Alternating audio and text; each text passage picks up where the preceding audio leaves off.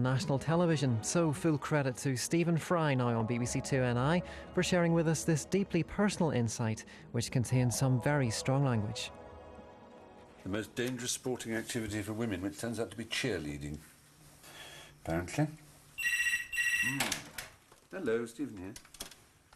I don't know what number you're calling. This is a dressing room. No, all right.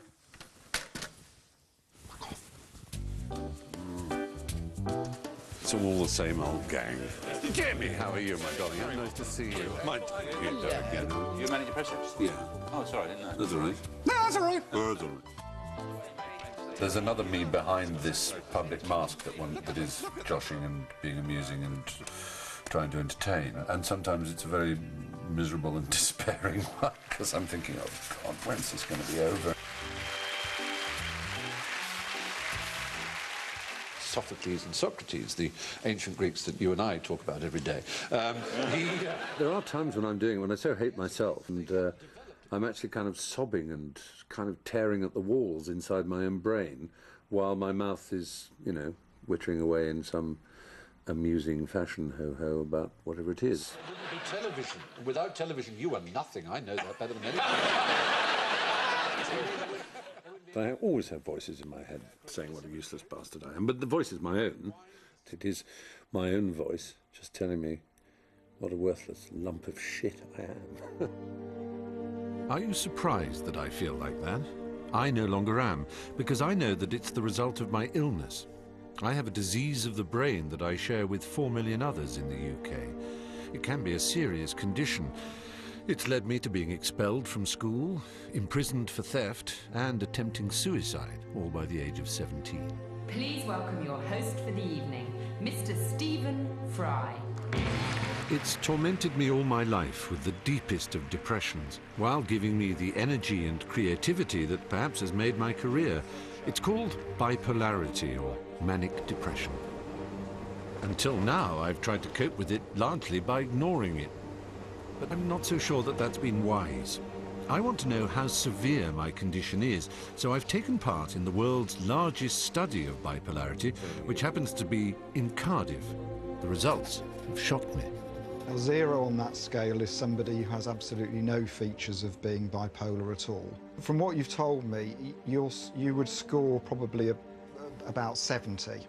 You fit well into the realm of people who have, you know, full-blown manic episodes. It's clear I have bipolarity more severely than I believed, so I've decided to think again about possible treatments, investigate what's now available, and decide if I have to change my life dramatically.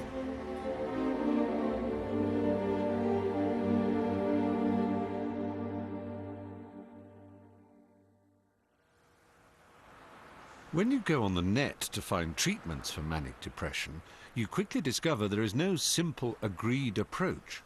That's because people's symptoms vary widely, as does the severity of their condition.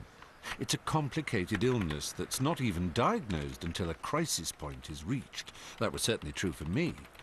I lived most of my life with it, unaware of what I had. Then, 11 years ago, my crisis happened. My life fell apart after, I suppose, years of success. I'd just started a run in a new play in the West End. Reviews of my performance were critical. I suppose I was unhappy with my own performance. I clearly wrote that I'd felt a failure as an actor, and I think I did, but I don't think one bad performance in a series of not very good reviews, which were never savage, would be enough to make me escape life, or try and kill myself for that matter. So there obviously was something else deeply amiss inside, some terrible, terrible feeling that it all had to stop. So did I give off any signs that I was in turmoil? One person who might have noticed is an old friend. I went to his party just 3 days into the play's run. You don't remember what mood I was in at that time, do you? No, I don't remember you actually being anything but your usual debonair self at the party. Yeah. I don't remember reading that many reviews of the play, to be honest. And I don't know that it was entirely that. I did feel that I'd failed in it, I think.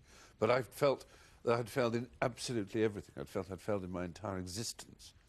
And it's odd how one doesn't give off any signals of that. No. Well, I don't think you did. No. Because all I remember at the party was people delighted to see you, as always, because you had not seemed incredibly out of sorts. Have I ever come across as a troubled soul? No. You're somebody who has a strong consciousness of your social obligations. Yes. Politeness. You're worried about how the other person feels. You want to make sure that they are engaged in conversation. It's John Cleese, who is, of course, famous for his interest in psychoanalysis and things. He did once say that my politeness would be, would be the destroyer of me. Like so many manic depressives, I may have looked happy, but inside I was hopelessly depressed. Within hours of Griff's party, I decided to act. Very early in the morning, I came down from my flat in central London to where my car was, in the garage. Yeah, I went in there, sat in the car with my hand over the ignition, brought down a duvet, which is one of those preposterous details that always accompany something like a grand gesture or a grand attempt to kill yourself. You have to think about it. I thought, well, if I have the duvet along there, it'll stop the air getting in. I had this image of my parents staring right in at me while I sat there for at least, I think, 2 hours in the car, my hands on the ignition key.